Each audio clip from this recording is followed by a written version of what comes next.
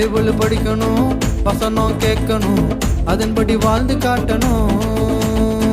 சர்ச்சுக்கு போகணும், சாப்பா இருக்கணும், வசனத்தை வாழ்ந்து காட்டணும். வேணா வேணா வேணா இந்த மொபைல் போனு, வேணா வேணா வேணா இந்த பப்ஜி கேமு,